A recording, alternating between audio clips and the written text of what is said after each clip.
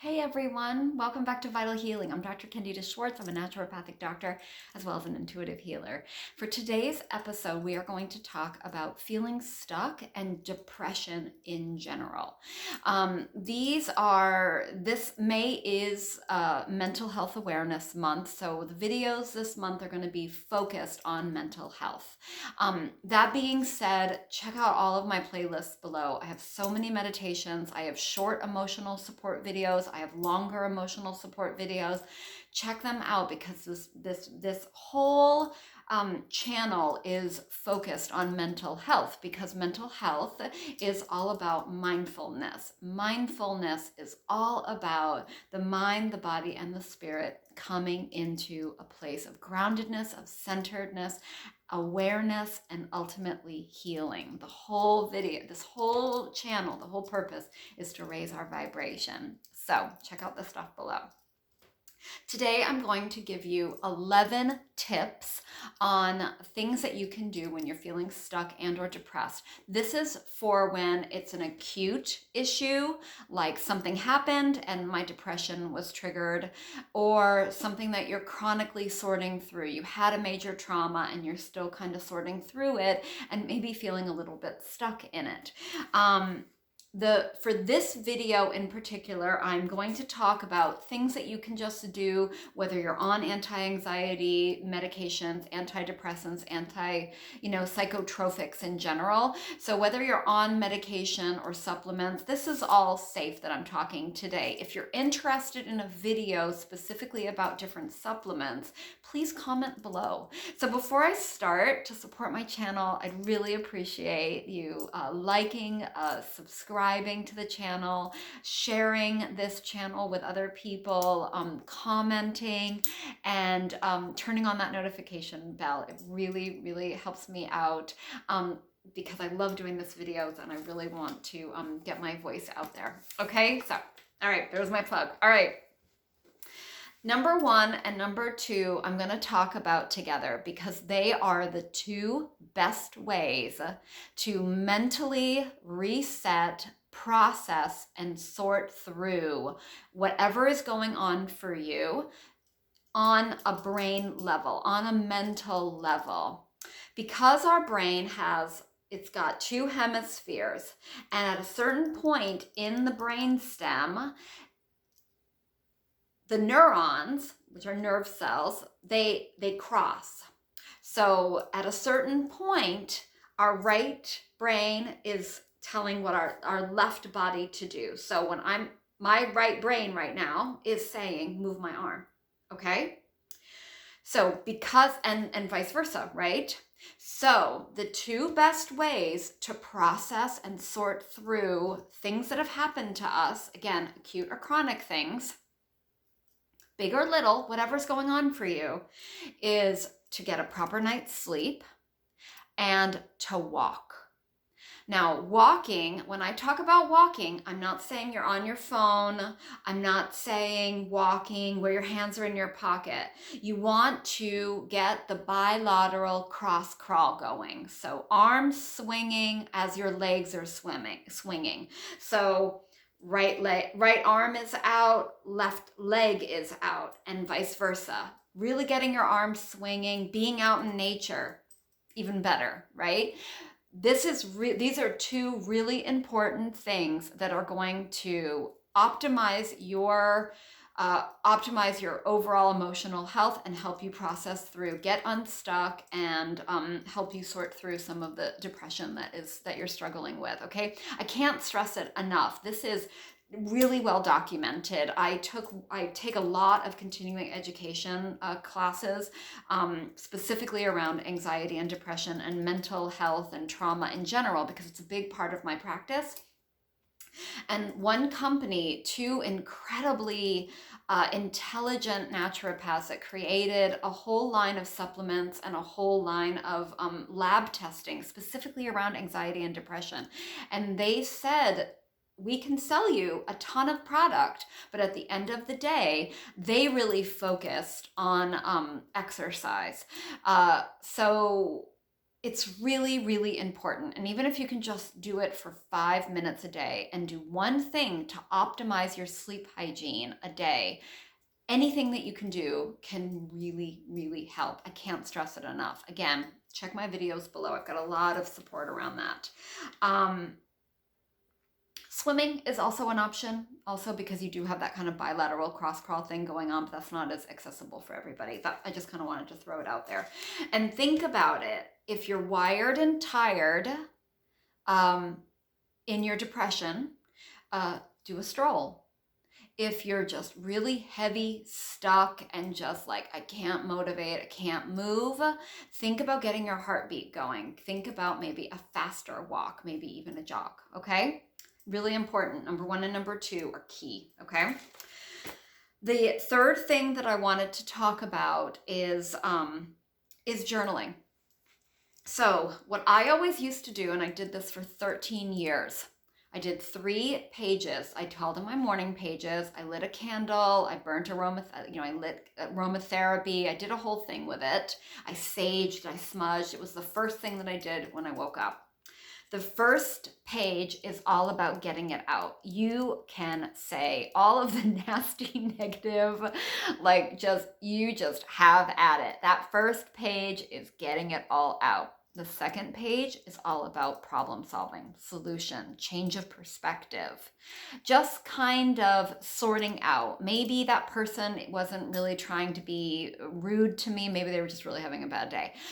Kind of just sorting it out. And then the third page is gratitude. And when you're really depressed, it's really hard to find things to be grateful for. So it could be, I'm grateful that I have this pretty mug. It could be, I'm grateful that somebody gave me my favorite ring years ago, that the sun is shining, that the moon is out tonight, that I have a sweater that I love. It could be a blossoming flower, anything as seemingly quote unquote little or big as you can add to your gratitude list. Have at it. That's your third page, okay?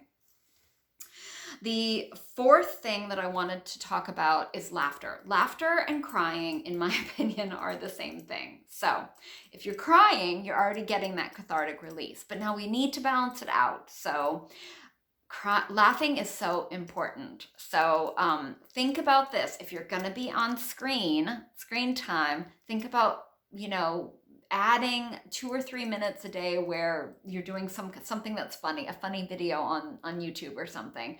Or if you're really into the dark, heavy dramas at night and you're gonna watch TV either way, you might want to consider something funny. I really love the show Community. I have a list a mile long of funny shows that I like to watch when I'm feeling down, and I just want to shake it up a little bit. So if you want to know about them, comment below and I'll share a few of my favorites. Self-help books and videos. YouTube is chock full of, you can Google anything and you will find supportive videos. And self-help books. I mean, there are so many out there. If you're interested, let me know below. I will share some ideas for you. So I think that was number 5. Number 6 is a vision board. And when I say a vision board, I'm saying like anything at all that inspires you, anything that brings in some passion. So like I really love to paint. Maybe you don't feel like painting, but maybe you could cut in a magazine or do a quick sketch of some paintbrushes with some colors, and you could add that to your vision board. The 7th thing I wanted to talk about is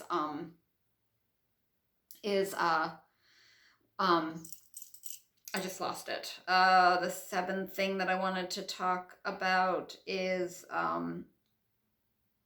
creating a routine. So when we're stuck and we're depressed, we are stuck and depressed, right? So we're in the same thing every day. We wake up in the morning, we're doing the same thing. So shake it up.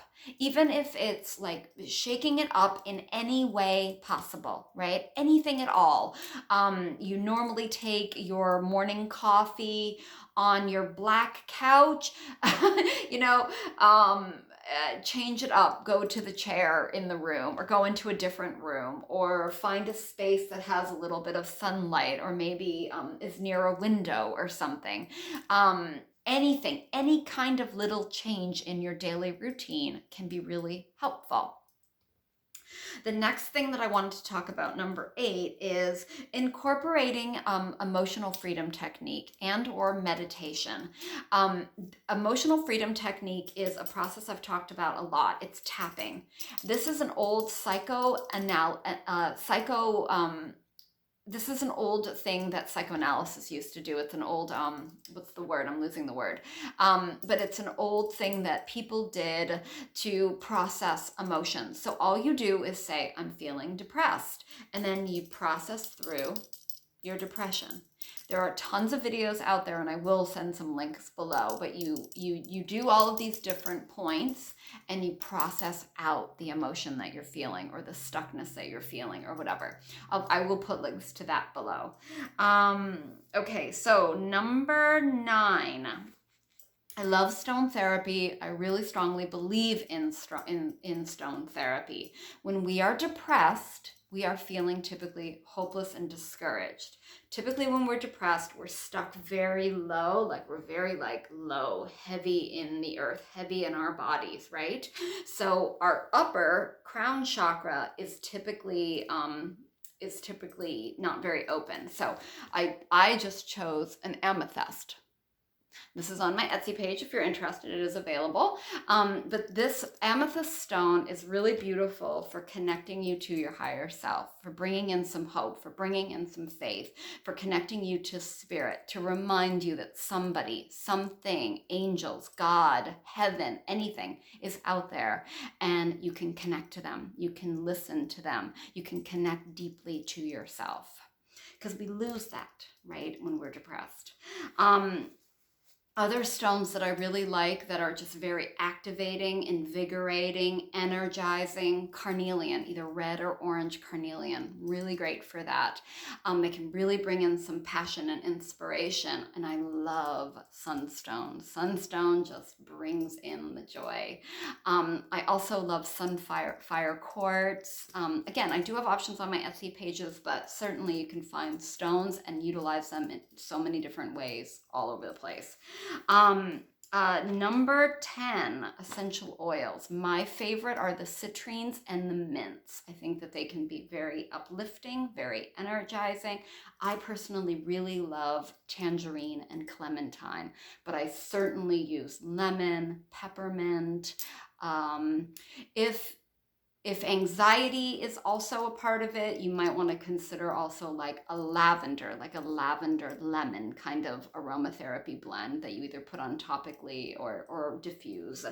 And then number 11 is a little bit of a plug kind of for the supplements that I wanted to talk about.